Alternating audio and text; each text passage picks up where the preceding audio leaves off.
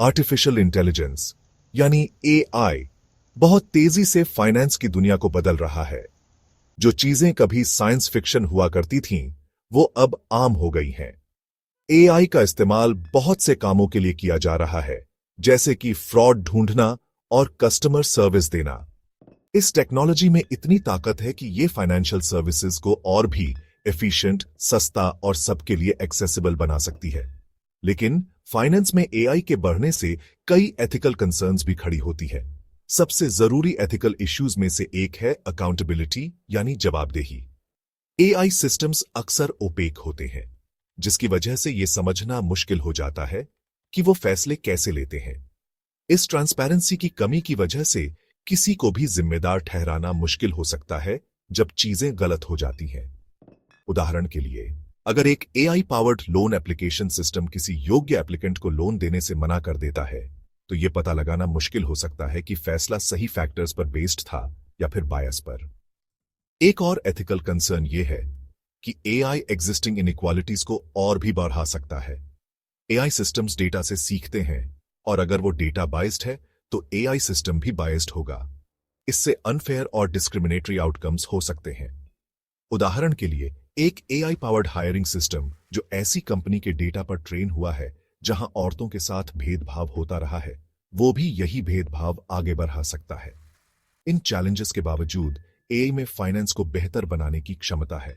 इस टेक्नोलॉजी के ethical implications पर ध्यान देकर हम इसका इस्तेमाल अच्छे के लिए कर सकते हैं और इसके रिस्क्स को कम कर सकते हैं। जैसे जैसे एआई सिस्टम्स और भी सोफिस्टिकेटेड होते जा रहे हैं, उन्हें इंपॉर्टेंट डिसीजंस लेने की जिम्मेदारी भी दी जा रही है। फाइनेंशियल सेक्टर में इसमें यह डिसाइड करना भी शामिल है कि लोन किसे मिलेगा, कौन से इन्वेस्टमेंट्स करने हैं और रिस्क को कैसे मैनेज करना है। लेकिन जब इन एआई ड्रिवन डिसीजंस के नेगेटिव कॉन्सिक्वेंसेस होते हैं, तो उसके लिए जिम्मेदार कौन होता है?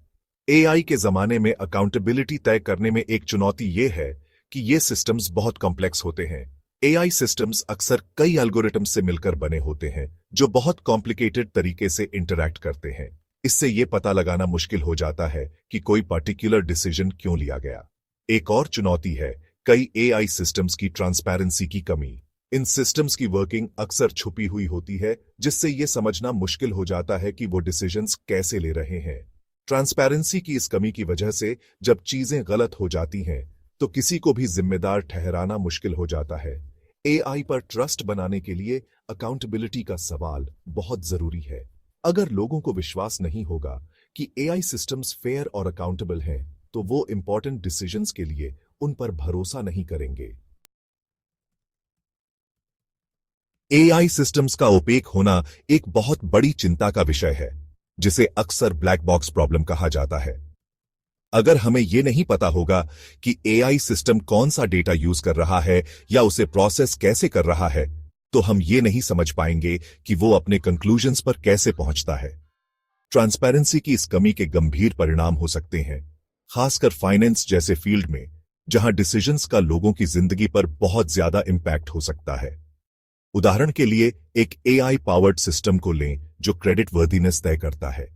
अगर किसी व्यक्ति को लोन देने से मना कर दिया जाता है, तो उन्हें यह जानने का ही क्यों है कि ऐसा क्यों हुआ। क्या ऐसा लो क्रेडिट स्कोर की वजह से हुआ, पेमेंट्स मिस होने की हिस्ट्री की वजह से, या फिर ऐसा कुछ और था जो समझना मुश्किल है, जो एल्गोरिथम के कॉम्प्लेक्स कैलकुलेशंस में छुपा हुआ है।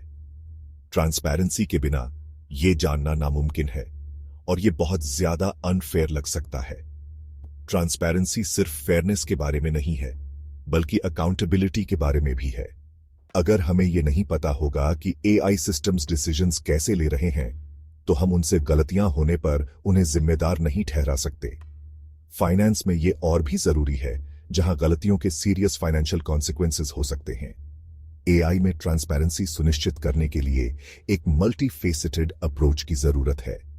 इसमें एक्सप्लेनेबल एआई या एक्सआई सिस्टम्स डेवलप करना शामिल है, जो अपनी डिसीजन मेकिंग प्रोसेसेस के बारे में जानकारी दे सकें। इसके लिए क्लियर रेगुलेशंस और इंडस्ट्री स्टैंडर्ड्स की भी जरूरत है, जो फाइनेंशियल इंस्टीट्यूशंस को एआई यूज करते समय एक निश्चित लेवल की ट्रांसपेरेंसी बरतने के लिए मैंडेट करें। Section 4, The bias problem, how AI can perpetuate and amplify existing inequalities.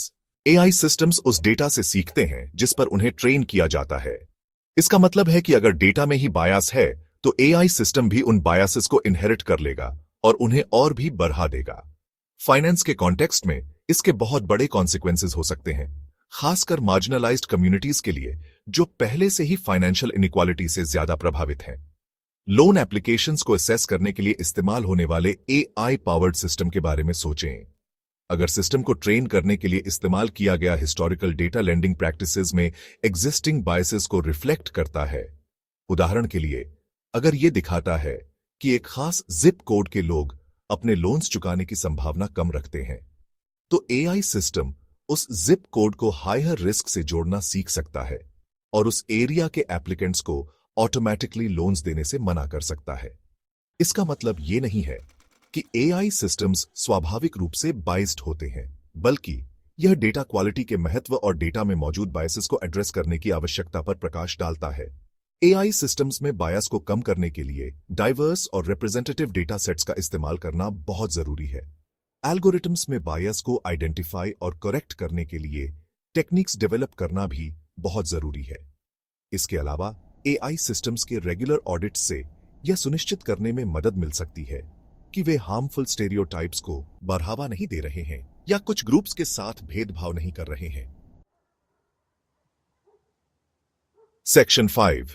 Data privacy in the age of AI navigating the legal and ethical challenges. Finance में AI के इस्तेमाल से डेटा प्राइवेसी को लेकर कई सवाल खड़े होते हैं।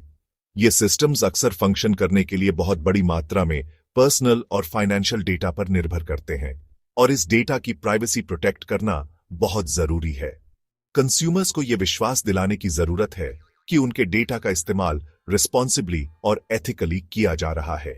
एक चुनौती है कलेक्ट और एनालाइज किए जा रहे डेटा की बहुत ज्यादा क्वांटिटी। AI सिस्टम्स पहले की तुलना में बहुत बड़े पैमाने पर डेटा को प्रोसेस और एनालाइज कर सकते हैं, जिससे मिसयूज या अनऑथराइज्ड एक्सेस की आशंका भी आ जाती है। एक और चुनौती है ऑल्टरनेटिव डेटा सोर्सेज का बढ़ता हुआ इस्तेमाल। ट्रेडिशनल फाइनेंशियल डेटा के अलावा AI सिस्टम्स अब social media, online browsing history और यहां तक कि जियोलोकेशन डेटा से भी डेटा एनालाइज करने के लिए इस्तेमाल किए जा रहे हैं। हालांकि यह डेटा रिस्क असेस करने और प्रिडिक्शंस करने के लिए वैल्यूएबल हो सकता है, लेकिन यह सीरियस प्राइवेसी कंसर्न्स भी रेज करता है। इन चैलेंजेस से निपटने के लिए मजबूत डेटा प्रोटेक्शन लॉज और रेगुलेशंस का होना बहुत जरूरी है। कंज्यूमर्स के पास अपने डेटा के कलेक्शन, यूज और स्टोरेज के बारे में क्लियर राइट्स होने चाहिए। फाइनेंशियल इंस्टीट्यूशंस को ट्रांसपेरेंट होना चाहिए कि वे डेटा का यूज कैसे कर रहे हैं, और इस डेटा को अनऑथराइज्ड एक्सेस से प्रोटेक्ट करने के लिए स्ट्रॉन्ग सिक्योरिटी मेजर्स इंप्लीमेंट करने चाहिए।